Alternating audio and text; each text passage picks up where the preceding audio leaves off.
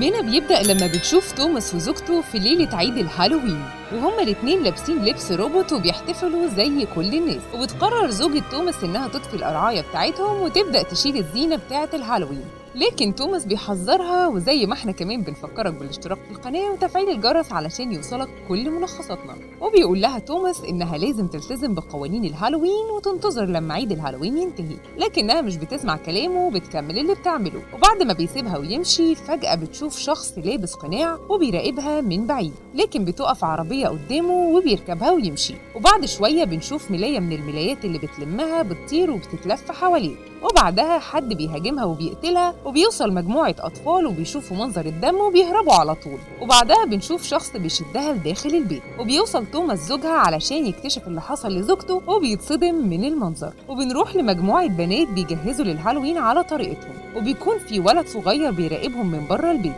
وواحدة منهم ما بتكونش مقتنعة بلبس الهالوين بتاعه وبتقرر إنها ما تخرجش معاهم. وبنشوف عيل بكابوزة في نفسه بيوقع كل القرع بتاعه الهالوين، وبيسرق حلويات كتير من بيت مكتوب عليه ورقة، وبتحذره إنه ياخد حلويات على قده ويسيب لغيره الباقي. وفجأة بيظهر واحد اسمه ستيف وبيقول إن الحلويات الكتير هتتعبك وممكن تموتك كمان، وبيقعد جنبه وبيديله شوكولاتة وبيجيب أجله، وبيفضل يرجع دم وبيقع في الأرض وبيغمى عليه. وبعدها بياخد ستيف جوه البيت وبيوصل مجموعة أطفال بيطلبوا منه حلاوة، وبيخرج يديهم حلويات، وبيفضل واحد فيهم واقف شكله غريب ولابس قرعاية في راسه، وبياخد واحدة بس من الحلويات وبيمشي. وبنرجع تاني للبنات اللي بيخرجوا مع 3 شباب، وبتفضل لوري لوحدها في الحفلة. وبنشوف ستيف بيدفن الولد اللي قتله في الحفرة، لكن بيشوفه كلب كيران وبينبح عليه. وبعدها بيظهر صاحب البيت فبيقول له ستيف انه بيصلح المواسير بتاعة البيت، وبيفوق بعدها الولد، لكن ستيف بيخلص عليه وبيردمه. وبيرجع البيت بيلاقي ابنه محضر له مفاجأة، وبيقول له يا ريت تساعدني في نحت القرعاية دي، وبتطلع راس الولد اللي دفنه من شوية.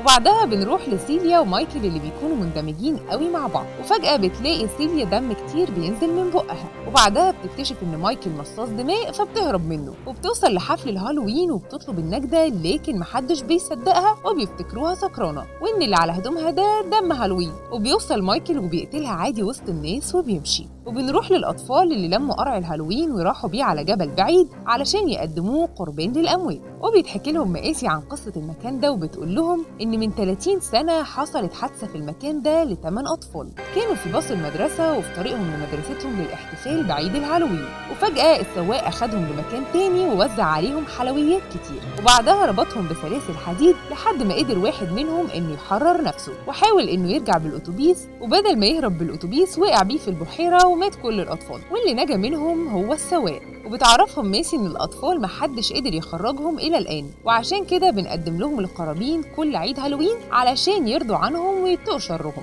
وبعدها كل واحد منهم بيشيل قرعاية وبينزل بيها لتحت عند البحيرة. وبنشوف لوري اللي بتتصل بيها أختها وبتقول لها إنها لقت لها شاب جميل هيناسبها. وبنرجع للأطفال تاني اللي بينزل منهم 2 وبيكون واحد فيهم مرعوب من الخوف، لكن بتقول له رواند إنها هتنزل تشوف صحابهم وهترجع له تاني. ولما بتنزل تحت بتلاقي إن الباص موجود في المية زي ما هو، والماسكات بتاعة الأطفال كمان في مكانها، فبتترعب رواندا من الخوف. ولما بياخدها الفضول إنه تاخد ماسك منهم بيظهر واحد وبيمسكها من رجليها، وبيظهر من حواليه ال8 أطفال، وبعدها بتقع وبيغمى عليها. ولما بتفوق بتكتشف إن ده كان مقلب من أصحابها. وبعدها بيروح واحد من صحابها وبيقول لماسي إن إذا كان ده مقلب إيه سبب وجود الباص هنا لحد دلوقتي، لكنها بتأكد له إن الحادثة اللي حصلت حقيقة. وبعدها بيبدأوا يسمعوا أصوات غريبة وصراخ أطفال حواليهم، ورواندا بتفكر إنهم بيعملوا فيها مقلب تاني، لكنها بتكتشف إن اللي بيحصل حقيقة. وبعدها بيظهر ال8 أطفال حواليهم، وفجأة واحدة منهم بتتسحب وبيهرب الباقي. وأول ما بيوصلوا للأسانسير علشان يهربوا بيكون موجودة فيه رواندا وبتقفل عليهم، وبيترجوها تفتح لهم الباب، لكنها بتفتكر اللي عملوه فيها وبتقفل الباب وبتسيبهم وتطلع، وبتسمعهم وهم بيصرخوا وبيموتوا. وبنروح للوري اللي بيهاجمها المقنع وبيحاول يعضها، وبنشوف أختها وهي قلقانة عليها، وفجأة بتقع لوري من فوق الشجرة على الأرض. ولما بيقربوا منها بيطلع المقنع ستيف ولابس لبس لوري، وبتظهر لوري بعدها وبتقول لهم لوري إنه حاول يشرب دمها لكنها قامت معاه بالواجب. وبيتضح إنه مركب أنياب مزيفة، وبيشوف ستيف ناس كتير مقتولة حواليها فبيسألهم هم مين. وبعدها بنلاقيهم بيكشفوا عن نفسهم وبيشيلوا الجلد اللي على جسمهم وبيتضح لينا إنهم ديابة ومستذئبين. وبنشوف الولد الصغير الغريب موجود وبيتابع اللي بيحصل، وده بيرجعنا شوية لقبل الأحداث دي علشان نعرف القصة إيه. وده لما بيروح 3 أطفال علشان ياخدوا حلويات وبيطلع عليهم طفل عينه بتنور وبيشوفوه بيهربوا. وبنشوف شخص تاني كلبه بينبح فبيبص من الشباك وبنلاقي حد بيحدف عليه بيض، فبياخد مضرب البيسبول وبيخرج لبره. وساعتها بيشوف ستيف في الحفرة وده يبقى جار ستيف. وبعدها بيرجع تاني لجوه البيت علشان يسمع أصوات غريبة بتحصل جواه، فبياخد بندقية وبيطلع للدور اللي فوق وفجأة بيلاقي حد بيجري من قدامه. ولما بيكمل لفوق بيلاقي القرعاية اللي في الأوضة ولعت لوحدها، وحد بيظهر من تحت السرير وبيعوره في رجله. بعدها بيخرج الطفل الغريب ومعاه حلاوة فيها موس. ولما الراجل العجوز بيضرب عليه النار فجأة بيختفي، وبيهرب الراجل العجوز لكن بسبب إصابته بيقع تاني على الأرض وبيكون في حلويات كتير وأمواس تحت منه.